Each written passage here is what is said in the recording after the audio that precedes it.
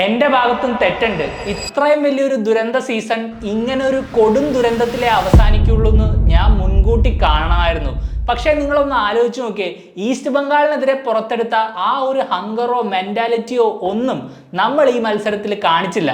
Mohan ബഗാന്റെ reserve ടീമിനോട് നമ്മുടെ main team തോക്കണമെങ്കിൽ നമ്മൾ എത്രമാത്രം അധപ്പതിച്ചെന്ന് ഞാൻ എടുത്തു പറയേണ്ട കാര്യമുണ്ടോ? ആ പിള്ളേര് നന്നായിട്ട് കളിച്ചില്ലെന്നല്ല, സഹലും ആഷിഖും സലഹുദ്ദീനും ഒക്കെ അഴിഞ്ഞാട്ടമായിരുന്നു.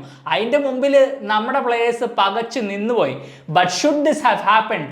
Not at all. ആ സെക്കൻഡ് ഹാഫ് തുടങ്ങിയപ്പോൾ ശരിക്കും കളി ചേസ് ചെയ്തുകൊണ്ടിരുന്ന നമ്മളാണ് അവിടെ ഡോമിനേറ്റ് ചെയ്യേണ്ടിയിരുന്നത്. പക്ഷേ മോഹൻ ബഗാന്റെ ആ ഹാഫിലെ തുടക്കം കണ്ടപ്പോൾ എനിക്ക് ഒരു കാര്യം ബോധ്യമായി, ഇതെന്തായാലും നമുക്ക് അടിച്ചു കിട്ടും. ഈ ഒരു പെർഫോമൻസിനെ ഒന്നും പറഞ്ഞ് ആർക്കും ജസ്റ്റിഫൈ ചെയ്യാനാവില്ല. നിങ്ങളിൽ എത്ര പേര് ശ്രദ്ധിച്ചെന്നറിയില്ല, കളിയുടെ അവസാനം 90 മിനിറ്റിന് ശേഷം ആഡഡ് ടൈമിൽ മോഹൻ ബഗാൻ ഒരു കോർണർ കിട്ടിയപ്പോൾ അതെടുക്കാൻ സഹലും ആഷിഖും അതിന്റെ അടുത്തേക്ക് പോയി. ആ ഒരു മൊമെന്റിൽ നമ്മുടെ ഏതോ പ്ലെയർ അവരുടെ അടുത്ത് എന്തോ പറഞ്ഞു. മറുപടിയായിട്ട് സഹല് ഇങ്ങനെയാണ് കാണിച്ചത്.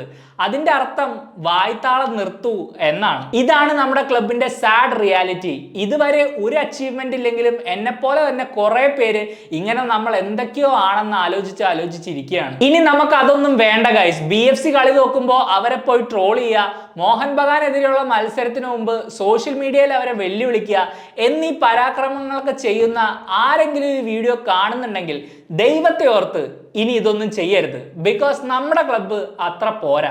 ഇവരെക്കാളെല്ലാം നമ്മൾ ഒരുപാട് പിന്നിലാണ്. ഈ സോഷ്യൽ മീഡിയ യുദ്ധത്തിലൊക്കെ നമ്മൾ ഉപയോഗിക്കുന്ന എനർജി ഇനി നമ്മൾ യൂസ് ചെയ്യേണ്ടത് കേരള ബ്ലാസ്റ്റേഴ്സ് എന്ന ക്ലബ്ബ് എങ്ങനെയെങ്കിലും ഒന്ന് നന്നാക്കി എടുക്കാനാണ്. നിലവാരമില്ലാത്ത പെർഫോമൻസുകളും താരങ്ങളും ഈ ക്ലബിനെ ഇനിയും പിന്നോട്ട് വലിക്കാതിരിക്കാൻ നമ്മുടെ ഒച്ച ഉയർത്തി നമ്മുടെ ഡിമാൻഡുകൾ മുന്നോട്ട് വെക്കാം. ഇതൊക്കെ ഈ സീസണിൽ നമ്മൾ ഓൾറെഡി ചെയ്തിട്ടുള്ള കാര്യങ്ങളാണ്. പക്ഷെ ഞാനും അതുപോലെ വേറെ പലരും എടുത്തു പറഞ്ഞിട്ടുള്ള പോലെ തന്നെ ഒരു പുതിയ കോച്ചിനെ കൊണ്ടുവന്നതുകൊണ്ടോ ഒരു മത്സരം ജയിച്ചതുകൊണ്ടോ നമ്മുടെ ഈ പോരാട്ടം അവസാനിക്കുന്നില്ല. സോ 2024-25 സീസണിലെ കേരള ബ്ലാസ്റ്റേഴ്സിന്റെ അവസാന മത്സരത്തിൽ നിന്നും ഞാൻ പഠിച്ച 5 കാര്യങ്ങളിലേക്ക് നിങ്ങൾക്ക് എല്ലാവർക്കും സ്വാഗതം. പോയിന്റ് നമ്പർ 5, ഇന്ത്യൻ ഫുട്ബോളിലെ രാജാക്കന്മാരാണ് മോഹൻ ബഗാൻ എന്ന് അവർ വീണ്ടും ഇവിടെ തെളിയിക്കുകയാണ് ഗൈസ്. ഒന്ന് ആലോചിച്ച് നോക്കിയേ, ലീഗ് വിന്നേഴ്സ് ഷീൽഡും ISL കപ്പും അടിച്ചതിന് ശേഷം മെജോറിറ്റി മെയിൻ പ്ലേയേഴ്സിന് റെസ്റ്റ് കൊടുത്ത് പാട്ടും പാടി റിസർവ് ടീമിനെ കൊണ്ടുവന്ന് സൂപ്പർ കപ്പിൽ കളിപ്പിച്ച് നമ്മളെ നൈസായിട്ട് അവരെടുത്ത് പുറത്തിട്ടു. ഇതൊക്കെയല്ലേ ശരിക്കും തഗ് ലൈഫ്? നമ്മുടെ ക്ലബൊക്കെ ഇപ്പോഴും ആദ്യ ട്രോഫി എന്ന സ്വപ്നം കണ്ടുകൊണ്ടിരിക്കുമ്പോൾ അവന്മാരൊക്കെ ട്രോഫിക്ക് പുറമെ ട്രോഫിയും അടിച്ച് അവരുടെ റിസർവ് ടീമിനെ ഒരു കപ്പ് കോമ്പറ്റീഷന് വിട്ട് അതിൽ നിന്ന് നമ്മളെ അടിച്ച് പുറത്താക്കുന്നു. എന്താ അല്ലേ? ഇനി ഇപ്പം മോഹൻ ബഗാന്റെ മിഷൻ ഏഷ്യയിൽ ഒരു സക്സസ്ഫുൾ ക്ലബ് ആവുക എന്നുള്ളതായിരിക്കും. ഇവിടെ ഇത്രയും ഡോമിനേറ്റ് ചെയ്തിട്ടും ആ ഒരു കടമ്പ മാത്രം അവർക്ക് ഇതുവരെ കടക്കാനായിട്ടില്ല. അതുകൊണ്ട് തന്നെ ആ ദാഹം അവരുടെ ഉള്ളിൽ ശമിക്കാതെ ഇങ്ങനെ കിടക്കുന്നുണ്ട്. ഈ സീസണിന് ശേഷം മോഹൻ ബഗാൻ എങ്ങനെ ഈ സ്ക്വാഡിനെ ഒന്നുകൂടെ ബിൽഡ് ചെയ്ത് ഏഷ്യയിൽ ഒരു മേജർ ഫോഴ്സ് ആവാൻ ശ്രമിക്കും എന്ന് നമുക്ക് കണ്ടറിയാം. എന്തായാലും നമ്മൾ എല്ലാവരും കണ്ടിട്ടുള്ള പോലെ തന്നെ ഈ കൊല്ലവും 1-2 നല്ല കിടിലൻ സൈനിങ്സ് അവർ പുൾ ഓഫ് ചെയ്യുകയാണെങ്കിൽ അതിൽ വലിയ അത്ഭുതമൊന്നും ഉണ്ടാവില്ല. അങ്ങനെയാണ് ഒരു ക്ലബ്ബ് റൺ ചെയ്യേണ്ടത്. ചിലരൊക്കെ അത് കണ്ട് പഠിച്ചാൽ മതിയായിരുന്നു. അതെങ്ങനെയാ? ഇവിടെ പിന്നെ ആരെങ്കിലും ഒക്കെ ഉപയോഗിച്ച് തീർന്ന പ്ലെയർ എവിടെയെങ്കിലും ഉണ്ടെങ്കിൽ അവരെ തേടിപ്പിടിച്ച് മേടിക്കലാണല്ലോ പതിവ്. 4ാമത്തെ പോയിന്റ്, ഡേവിഡ് കാറ്റ്ലയോട് എനിക്ക് ഒരേ ഒരു റിക്വസ്റ്റേ ഉള്ളൂ. ദൈവത്തെ ഓർത്ത് ഇനി ഹോർമി പാമിനെ റൈറ്റ് ബാക്കിൽ ഇടരുത്. ഈസ്റ്റ് ബംഗാളിനെതിരെ ഹോർമി കളിച്ച ആ 45 മിനിറ്റിൽ വളരെ വ്യക്തമായിരുന്നു ഡിഫെൻസീവ്ലി റൈറ്റ് ബാക്ക് പൊസിഷനിൽ ഹോർമി നമുക്കൊരു വലിയ ഭാരമാണെന്ന്. പിന്നെ എന്തിനാണ് ആഷിഖിനെ പോലെ ഒരു വിങ്ങർ ആ സൈഡിൽ കളിക്കുമ്പോൾ ഈ ഒരു മത്സരത്തിലും ഹോർമിനെ റൈറ്റ് ബാക്കിൽ സ്റ്റാർട്ട് ചെയ്തത്? അങ്ങനെ ഒരു റിസ്ക് നമ്മൾ എടുക്കേണ്ട ഒരു ആവശ്യമില്ലായിരുന്നു. ഈ കഴിഞ്ഞ 2 മത്സരങ്ങളിൽ ഹോർമി റൈറ്റ് ബാക്കിൽ കളിച്ചപ്പോൾ 1-2 നല്ല ക്രോസും നല്ല ഫോർവേഡ് പാസുകളും ഒക്കെ വെച്ചിരുന്നു. പക്ഷേ ഡിഫെൻസീവ്ലി ഒരു ലയബിലിറ്റി ആണെങ്കിൽ ഈ ക്രോസും പാസും കൊണ്ടൊന്നും വലിയ പ്രയോജനമില്ലല്ലോ. ഈ സീസണിന്റെ തുടക്കത്തിൽ ഐബാൻ ഇഞ്ചോർഡ് ആയപ്പോൾ സന്ദീപിന് പകരം റൈറ്റ് ബാക്കിൽ ഹോർമി ആയാലും മതിയെന്ന് ഞാൻ പണ്ടത്തെ വീഡിയോയിൽ എടുത്തു പറഞ്ഞിട്ടുണ്ട്. അതിപ്പോ ഞാൻ തിരിച്ചെടുക്കുന്നു. ഇഞ്ചുറികൾ ഇല്ലാതെ കൺസിസ്റ്റന്റ് ആയിട്ട് കളിക്കാനായാൽ ഈ ലീഗിലെ തന്നെ one of the best right back ആവാനുള്ള ടാലന്റ് ഐബാനിലുണ്ട്. പക്ഷെ എന്തുകൊണ്ടോ കേരള ബ്ലാസ്റ്റേഴ്സിൽ അങ്ങനെ ഒരു റൺ ഐബാന് കിട്ടിയിട്ടില്ല. ഒന്നില്ലെങ്കിൽ എന്തെങ്കിലും ഇഞ്ചറി വരും, അല്ലെങ്കിൽ പുള്ളി എന്തെങ്കിലും സസ്പെൻഷൻ മേടിക്കും. എന്തായാലും ഈ സൂപ്പർ കപ്പിന് ശേഷം ഡിഫൻസീവ് മിഡ്ഫീൽഡ് പോലെ തന്നെ റൈറ്റ് ബാക്കിലും പുതിയൊരു താരം വരണം എന്നുള്ളതിൽ സംശയമില്ല. അമേർ റനവാദനെ നമ്മൾ ഓൾറെഡി സൈൻ ചെയ്തു എന്ന റിപ്പോർട്ടുകളും വരുന്നുണ്ട്. കേരള ബ്ലാസ്റ്റേഴ്സിന്റെ ജാതകം വെച്ച് നോക്കുമ്പോൾ ഇനി അമയും ഇവിടെ വന്ന് മുക്കുവോന്നാണ് എന്റെ പേടി. മൂന്നാമത്തെ പോയിന്റ്, ഈ മത്സരത്തിൽ സഹലിന്റെ ആഷിഖിന്റെ ഇമ്പാക്റ്റിനെ കുറിച്ച് നമ്മൾ ഓൾറെഡി സംസാരിച്ചു. എന്നാൽ ആരും പ്രതീക്ഷിക്കാതെ ഇവിടെ സ്റ്റാറായ മറ്റൊരു മലയാളി താരമുണ്ട്, സലഹുദ്ദീൻ അദ്നാൻ. ഈ 23 വയസ്സുകാരൻ മലയാളിയാണെന്ന് മാത്രമല്ല, പണ്ട് കേരള ബ്ലാസ്റ്റേഴ്സിന്റെ അക്കാഡമിയിലും ഉണ്ടായിരുന്നു. പനമ്പള്ളി നഗർ ഗ്രൗണ്ടിൽ TG പുരുഷോത്തമൻ സാറിന്റെ കൂടെയുള്ള ട്രെയിനിങ് ഇമേജ് ആണിത്. സലഹുദ്ദീൻ ആ വിങ്ങില് നമ്മളെ വെള്ളം കുടിപ്പിച്ചു. മോഹൻ ബഗാന്റെ ആദ്യ ഗോളിന് വഴി ഒരുങ്ങിയതും സലഹുദ്ദീന്റെ ആ മികച്ച ഡ്രിബിളിലൂടെയായിരുന്നു. ഇതുകൂടാതെ നവോച്ചയെയും മിലോസിനെയും ഈ പയ്യൻ നാണം കെടുത്തി കളഞ്ഞു. നമ്മൾ ഈ ചാനലിൽ ഇതിനു മുമ്പ് ചർച്ച ചെയ്തിട്ടുള്ള വിഷ്ണു PV പോലെ തന്നെ ഈ സലഹുദ്ദീനും മുത്തൂറ്റ് ഫുട്ബോൾ അക്കാഡമിയുടെ ഭാഗമായിരുന്നു. കഴിഞ്ഞ സീസണിൽ റിലയൻസ് ഫുട്ബോൾ ഡെവലപ്മെന്റ് ലീഗിലെ 6 മത്സരങ്ങളിൽ 5 ഗോളുകളും സലഹുദ്ദീൻ അടിച്ചിരുന്നു. ഇതിന് ശേഷമാണ് മോഹൻ ബഗാൻ ഈ പയ്യനെ റാഞ്ചിയത്. കേരള ബ്ലാസ്റ്റേഴ്സ് എന്ന ക്ലബ്ബ് പിടിച്ചു നിൽക്കുന്നത് മെയിൻ ആയിട്ട് 2 PR സ്ട്രാറ്റജിയിലൂടെയാണ്. ഒന്ന് ഫാൻസ് ആയ നമ്മൾ, രണ്ടാമത്തെ ഈ ക്ലബിന്റെ യൂത്ത് ഡെവലപ്മെന്റ് പോളിസി. യുവതാരങ്ങൾക്ക് നമ്മുടെ ക്ലബ്ബ് കൊടുക്കുന്ന അവസരങ്ങളെ കുറിച്ച് നമ്മുടെ അധികാരികൾ വാതോരാതെ എല്ലായിടത്തും സംസാരിച്ചിട്ടുണ്ട്. പക്ഷെ നമ്മുടെ ക്ലബ്ബ് ഉയർത്തിക്കൊണ്ടുവന്ന ഓരോ സഹലിനും ഓരോ കോറൂസിങ്ങിനും ഇവിടെ ആരും ശ്രദ്ധിക്കാതെ പോയ ഓരോ വിഷ്ണു PVയും ഓരോ സലഹുദ്ദീനും ഉണ്ട്. കേരളത്തിലെ നല്ല ക്വാളിറ്റി ഫുട്ബോൾ ടാലന്റ് ഉണ്ടെന്ന് മോഹൻ ബഗാനിലും ഈസ്റ്റ് ബംഗാളിലും ഹൈദരാബാദിലേക്കും ഒക്കെ നോക്കിയാൽ നമുക്ക് കാണാം. പക്ഷേ ഈ യുവതാരങ്ങളെ ആരെയും നമ്മൾ ഐഡന്റിഫൈ ചെയ്യുന്നില്ല, അല്ലെങ്കിൽ അവരാരും നമ്മളെ പ്രിഫർ ചെയ്യുന്നില്ല എന്നുള്ളൊരു യാഥാർത്ഥ്യവും ഇവിടെ ഉണ്ട്. ആ പ്രശ്നം പരിഹരിക്കാതെ പിന്നെ എങ്ങനെയാണ് കേരള ബ്ലാസ്റ്റേഴ്സ് ഈ രാജ്യത്തിൽ യൂത്ത് ഡെവലപ്മെന്റ് ചെയ്യുന്ന ഏറ്റവും ബെസ്റ്റ് ടീമായി മാറുന്നത്? രണ്ടാമത്തെ പോയിന്റ്, ഈ ഒരു തോൽവിയിൽ നിന്നും ഞാൻ പഠിച്ച വേറൊരു കാര്യം കൂടെ ഉണ്ട്. ഈ ടീമിലെ ഒരേ ഒരു പ്രോപ്പർ ലീഡർ അത് അഡ്രിയൻ ലൂണ തന്നെ. നിങ്ങൾ എന്ത് വേണമെങ്കിലും പറഞ്ഞോളൂ, ലൂണയുടെ ഔട്ട്പുട്ട് കുറഞ്ഞു, ഗോളുകൾ അടിക്കുന്നു, കൺസിസ്റ്റന്റ് അല്ല, എന്ത് വേണമെങ്കിലും.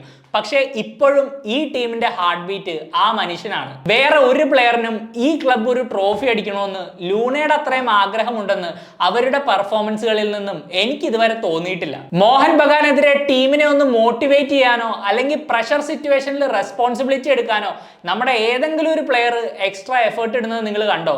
ലൂണ ഉണ്ടായിരുന്നെങ്കിൽ പുള്ളി അതെങ്കിലും ചെയ്തേനെ, വിച്ച് ഇസ് സാഡ്, ബിക്കോസ് അതൊരു ബെയർ മിനിമം ആണ്. ഇടയ്ക്കൊക്കെ ക്യാമറ കളി കാണുന്ന ലൂണനെ ഫോക്കസ് ചെയ്ത് കാണിക്കുന്നുണ്ടായിരുന്നു. ആൻഡ് ആ ഒരു സീൻ എനിക്ക് വളരെ ഹോണ്ടിങ് ആയിട്ട് തോന്നി. ഈ ക്ലബിന് വേണ്ടി കളിച്ചിട്ടുള്ള ഏറ്റവും ഗ്രേറ്റസ്റ്റ് പ്ലെയർ. ലൂണയുടെ പീക്കിൽ ലൂണയ്ക്കൊപ്പം മുട്ടി നിൽക്കാൻ ISL വേറൊരു പ്ലെയർ ഉണ്ടായിട്ടില്ല. പുള്ളി ഇപ്പോൾ നിസ്സഹായനായിട്ട് ഈ ക്ലബിന്റെ അവസ്ഥ കണ്ടുകൊണ്ടിരിക്കുന്നു. ഇനി ഒരു വർഷം കൂടെ ലൂണയ്ക്ക് നമ്മളുമായിട്ട് കരാറുണ്ട്. എൻ്റെ ഒരു ആഗ്രഹം പുള്ളി ആ ഒരു വർഷവും കളിച്ച് തന്നെ ഇവിടുന്ന് പടിയിറങ്ങണമെന്നാണ്. പിന്നെ പെർഫോമൻസുകളുടെ കാര്യമാണെങ്കിൽ ഇപ്പൊ നമ്മുടെ ടീമിലുള്ള ഏത് ഫോറിൻ പ്ലെയർ ആണ് കൺസിസ്റ്റന്റ് ആയിട്ട് ഒരു നല്ല ലെവലിൽ കളിക്കുന്ന? ആരുമില്ല. അപ്പൊ പിന്നെ ഈ ക്ലബ് എന്താണെന്ന് അറിയുന്ന, ഈ കഴിഞ്ഞ വർഷമെല്ലാം നമ്മൾ അനുഭവിച്ചതെല്ലാം വളരെ ക്ലിയർ ആയിട്ട് അറിയുന്ന ഈ ഒരു താരം നമ്മുടെ ഡ്രസ്സിംഗ് റൂമിൽ ഉണ്ടാവണം എന്ന് തന്നെയാണ് എൻ്റെ ആഗ്രഹം. ഈ ക്ലബിനും നമ്മൾക്കും ഒക്കെ ലൂണ നൽകിയ ഓർമ്മകൾ വെച്ച് നോക്കുമ്പോൾ അദ്ദേഹം ഒരു ട്രോഫി പോലും ജയിക്കാതെ ഈ ക്ലബിന്റെ പടിയിറങ്ങുന്നത് ശരിക്കും ഒരു അനീതിയാണ്. പക്ഷേ ഇപ്പൊ ഓരോ മത്സരത്തിന് ശേഷവും അതൊരു പോസിബിലിറ്റിയാണ്, നമ്മുടെ സാഡ് റിയാലിറ്റി ആണെന്ന് ഞാൻ എന്നോട് തന്നെ പറഞ്ഞ് മനസ്സിലാക്കിക്കൊണ്ടിരിക്കുകയാണ്. Football is so cruel at times man. Point number 1, ഓൺലൈനിൽ എവിടെയൊക്കെയോ ചിലരൊക്കെ ഈ മത്സരത്തിന് ശേഷം ഡേവിഡ് കാറ്റലയ്ക്ക് എതിരെ ചെയ്യുന്നത് ഞാൻ കണ്ടു.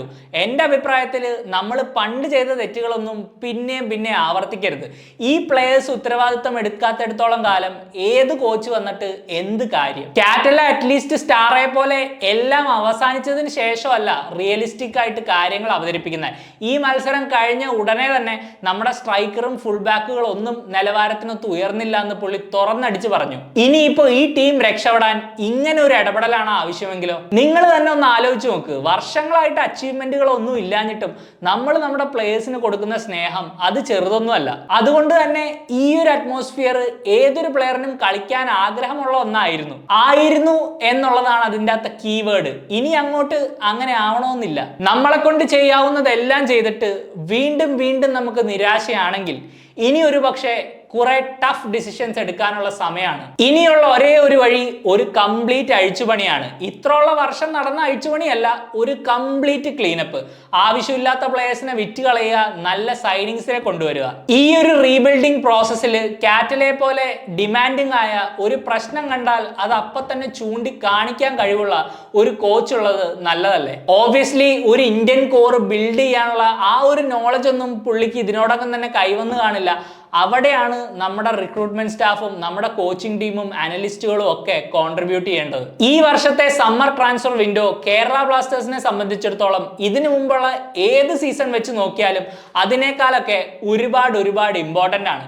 ഇവിടെ നമുക്ക് പിഴച്ചാൽ നമ്മൾ ഒരു 5-6 വർഷം പിന്നിലേക്ക് പോകും. അപ്പോഴേക്കും ഈ പറഞ്ഞ മോഹൻ ബഗാനും ബംഗളൂരു FC ഒക്കെ നമുക്ക് കൈയെത്തി പിടിക്കാവുന്നതിനേക്കാളും ഏറെ ദൂരത്തായിരിക്കും. അതുകൊണ്ട് തന്നെ എത്രയും പെട്ടെന്ന് ഇതിന്റെ പരിപാടികളൊക്കെ തുടങ്ങണം. എന്തായാലും കാറ്റലയെ കുറിച്ചുള്ള എന്റെ ഫസ്റ്റ് ഇംപ്രഷന് ഈ ഒരു മത്സരത്തിന് ശേഷം വലിയ കോട്ടമൊന്നും തട്ടിയിട്ടില്ല. ഇത് പുള്ളിയുടെ 2ാമത്തെ മാച്ച് മാത്രമാണ്. ആൻഡ് കുറച്ച് തീരുമാനങ്ങളൊക്കെ നല്ലതാവാമായിരുന്നു. പക്ഷെ എന്നാലും ഇനിയും സമയം കൊടുത്താലേ എന്തെങ്കിലും ഒരു റെവല്യൂഷൻ ഇവിടെ നടക്കുകയുള്ളൂ. ഇനിയിപ്പോ എല്ലാം നമ്മുടെ മാനേജ്മെന്റിന്റെ കയ്യിലാണ്. ശങ്കരൻ വീണ്ടും തെങ്ങെ തന്നെയാണെങ്കിൽ നമ്മളെല്ലാവരും ഊമ്പി ഗൈസ്. And that's it. ഒരുപാട് നിരാശകളോടുകൂടി 2024-25 സീസണും കർട്ടൻ വീഴുകയാണ് സുഹൃത്തുക്കളെ. ഈ സൂപ്പർ കപ്പിന്റെ സെമി ഫൈനലെങ്കിലും നമ്മൾ കളിക്കും എന്നൊരു പ്രതീക്ഷ എനിക്ക് ഉണ്ടായിരുന്നു.